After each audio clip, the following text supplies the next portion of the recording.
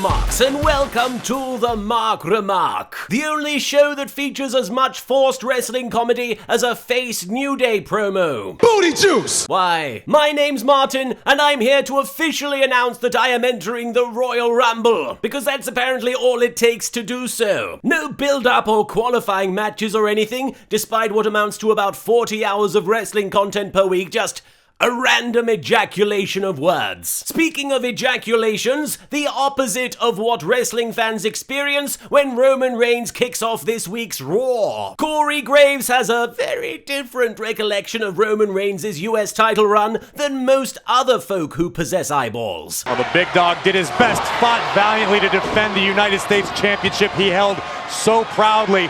Pretty sure Roman Reigns has held his bladder with more pride than he held that title belt. Not only is WWE great at making history, it's also great at changing it, as evidenced by your 8th grade English teacher's brand spanking new reaction to Roman Reigns losing his title to Chris Jericho. And Chris Jericho would pin Roman Reigns to become the new United States Champion. But this obviously isn't just a weak attempt by the WWE to manipulate its audience's reaction to suit their needs. This is just an alternate shot of your 8th grade English teacher shortly after he realized he had a shit ton of papers to grade when he got home. Paul Heyman is the world's most aggressive hypnotherapist. Sleep! Chris Jericho and Kevin Owens come out and reflect on WrestleMania 25 being erroneously referred to as WrestleMania's 25th anniversary. By the way, Chris, I'm not sure that whole WrestleMania math checks out, but that's besides the point. Seth Addings rolls himself to the mix, and then Braun Strowman makes an appearance. And Michael Cole makes one of the most specific and accurate calls of his announcing career. Oh no, and here comes anything. Brock Lesnar comes out and establishes dominance, only for the whole segment to be ruined by Mick Foley and Stephanie interrupting the proceedings and... What's that? Oh, there's no sign of them. And they just let the opening segment play out naturally, and it's really exciting. Well, how are people supposed to know that this moment is significant if there isn't a fat beardy bloke with no dress sense talking all over it? What do you mean, isn't that what's happening now?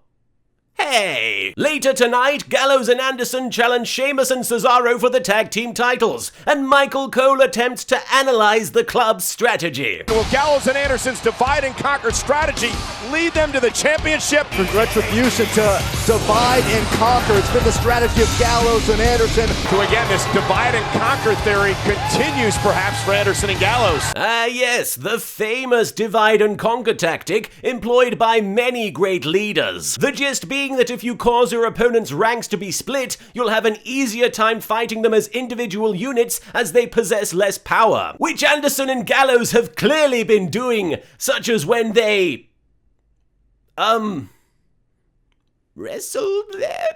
Oh right, yeah, they had a couple of one-on-one matches in recent weeks, but how is that Anderson and Gallows is doing? Surely that divides both tag teams, not just Sheamus and Cesaro. And did the club book these matches themselves somehow? All I'm saying is this isn't so much divide and conquer as it is being on totally equal footing. Not really one of the more renowned strategies. Doing the same thing as your opponent. Turns out the club tried reading a copy of Sun Tzu's The Art of War, but accidentally checked out a copy of The Art of Rogue One, a Star Wars story. Rusev and Jinder Mahal implement a divide and conquer strategy on Enzo and Cass by wrestling them in a tag team match. And Michael Cole does his best to promote the bout.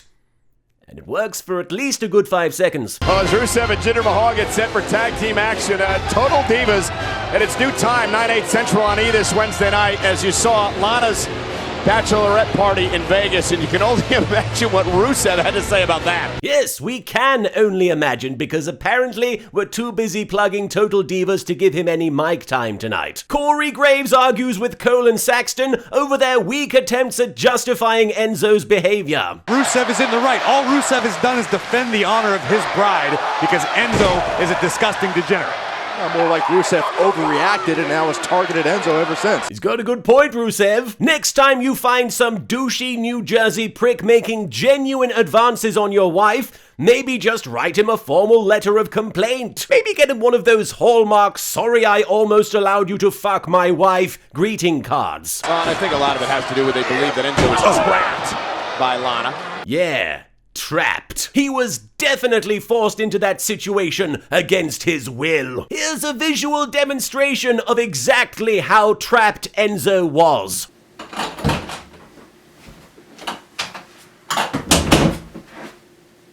I'm trapped! The WWE promotes XXX, The Return of Xander Cage, a movie that sees Vin Diesel's titular character coming back from the dead in a desperate attempt to ride the success of the Fast and the Furious series. Not to be mistaken with the upcoming WrestleMania storyline, Triple H, Return of Fandom Rage, in which Seth Rollins' heated rivalry with his erstwhile mentor comes back from the dead in a desperate attempt to ride the success this angle might have had if they pulled the trigger on it months ago. Michael Cole has some upsetting news. Well, ladies and gentlemen, this afternoon we captured some disturbing footage on WWE's Facebook page. Yeah, that clip from Surf's Up 2 was pretty fucking upsetting. Good of them to acknowledge that. The WWE implements a divide and conquer strategy on good branding, as their new slogan for the Royal Rumble 2017 is friend versus friend, foe versus foe, which is a stark contrast from your traditional wrestling match where the foes sit in the corner of the ring and make flower crowns for one another. Ironically, most flower crowns are more prestigious than the actual crown Wade Barrett wore during his reign as King of the Ring. Barrett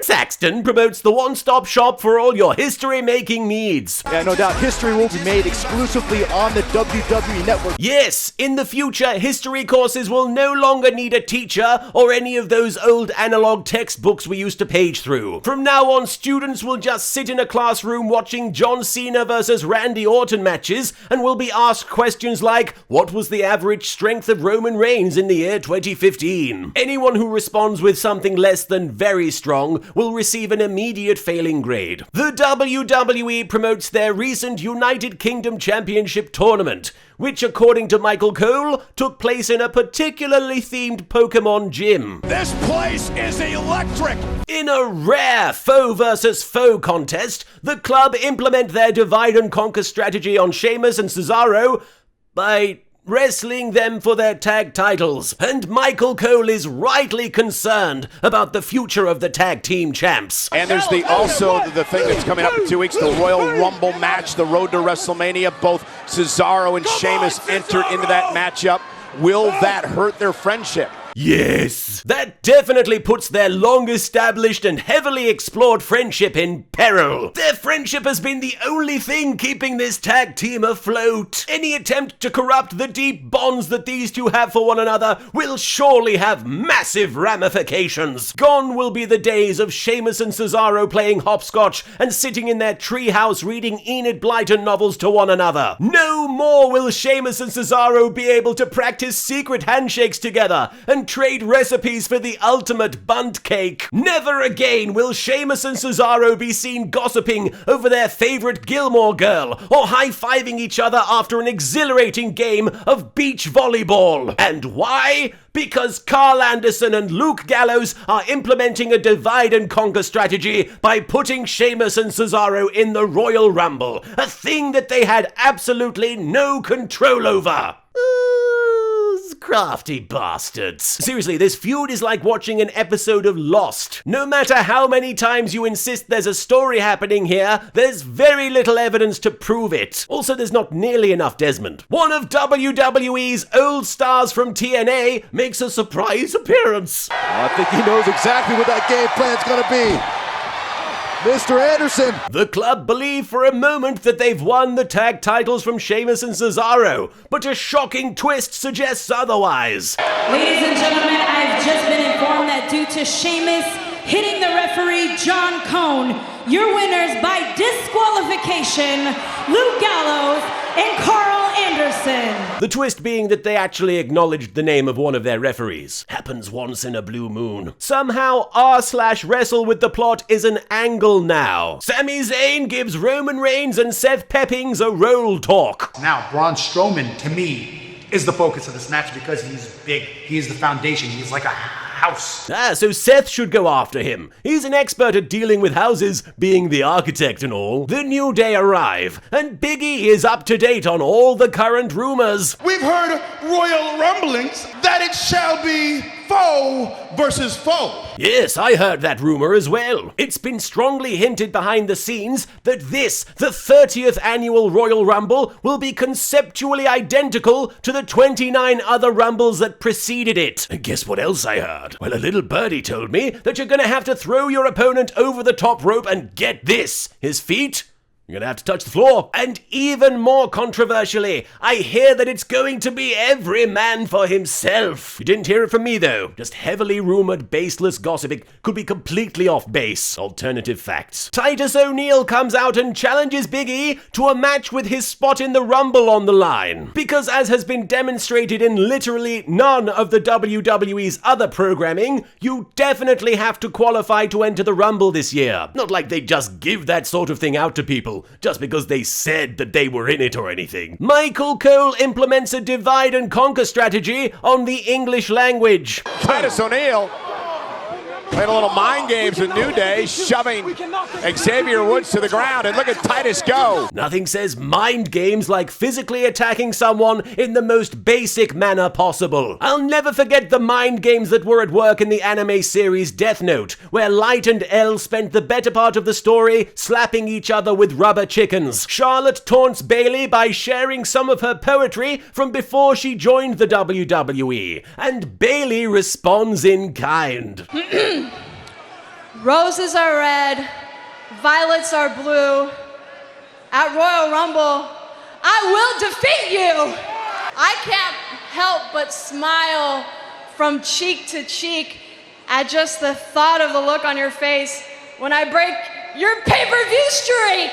Oh, I've got one. Roses are red with thorns that can scratch. At least this isn't yet another Sasha Banks rematch. Oh, another one. Roses are red. Tommy Dreamer is from Yonkers. It'll be a cold day in hell when the club successfully divides and conquers. Corey Graves recaps the opening segment, but halfway through, someone accidentally copies and pastes the IMDb description for the movie Beethoven into his script. The monster among men and the beast incarnate facing off before the big dog decided to clean house himself. The announce team sums up the motivations at work in the hottest storyline of the Cruiserweight division. Alicia meant to assist if it was for Cedric, if it was for herself, if it was for no end. I have no idea what to make of this situation. The whole thing's weird. I don't know if Alicia Fox knows.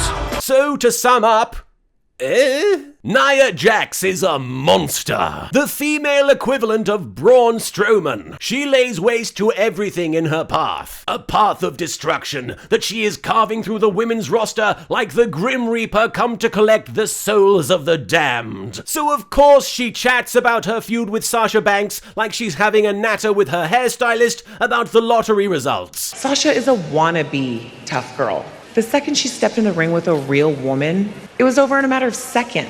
The aura around the boss is now done, and people will see the truth. Oh my gosh, when I saw her laying there. This week, we honored a man who represents America. A balding goof who was once caught attempting to sexually harass a woman and who has no hesitation in grabbing people's extremities in an aggressive fashion. That's right, I'm talking about Kurt Angle, master of the ankle lock, going into the Hall of Fame.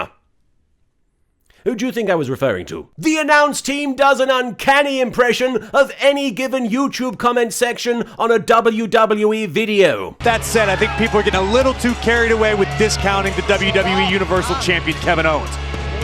No discounting the confidence of Roman Reigns, who clearly said earlier on tonight. No, Byron, let me stop you right there. You're just doing exactly what everybody else does. I just talk about how Kevin Owens isn't getting the respect he deserves, and you cut me off to talk about Roman Reigns. I'm sorry you're so offended that I cut you off, but the fact of the matter is, Braun Strowman is such a monster heel that he's willing to dig up the corpse of a British wrestling legend just to give it a power slam. And now Braun Strowman, running power slam all on the Bulldog. Raw ends with Kevin Owens powerbombing Roman Reigns through the announce table and standing over him with a glazed, psychotic look in his eyes. Many questions must be running through his mind. Will he be able to accomplish this at the Royal Rumble? Will he have to face Chris Jericho, his best friend, at WrestleMania? And how will Sheamus and Cesaro's close bonds of friendship be affected by all of this? Will they still get together to roast s'mores around a campfire while listening to the soundtrack from P.S. I Love You? Will they still share the same Netflix account and complement each other's watch lists? Will they still walk around in their apartment in the same pair of pajama pants together, miming the lyrics to I Got You Babe? Will they still leave one another loving messages on the fridge constructed from magnet letter sets? Will they still gaze deeply into one another's eyes and whisper tender promises that only they understand? Will they caress each other's thighs while brushing their lips together and murmuring filthy flirtations? Will they still fuck like there's no tomorrow? Will the post-coital glow still burn the same? Will they still think of each other every waking moment of the day that follows? Will the night bring even more passionate lovemaking? Will Sheamus surprise Cesaro with a strategically placed engagement ring disguised as one of his piercings? Will Cesaro say yes? Will the wedding be a traditional affair surrounded by their loved ones and also Roman Reigns? Will they honeymoon in the Swiss Alps? Will they renew their vows a decade later in beautiful Dublin, Ireland? Will they grow old together and raise dogs and cats as pets? Will they think about adopting a child but ultimately decide against it because they're terrified he'll feel pressured to enter the world of wrestling and they don't want him to take untold damage to his body and risk paralyzing himself? Will they regret this decision? Will they see it in each other's faces when they lay in bed and the moonlight hits them just right so that it highlights the tears welling in their eyes? Will this resentment ultimately build to a messy divorce a long way down the line? Will they still think about each other for years after their separation? Will they look at their phones and think about dialing each other's numbers at the exact same time in completely different parts of the globe? Will their souls ache for one another? Will their final thoughts as they pass into the afterlife be of each other's loving embrace? Will they reunite in heaven and spend eternity reminiscing of everything that was and could have been? So yes, lots of questions going through Kevin Owens' head. Oh fuck, I was supposed to recap SmackDown. It was alright.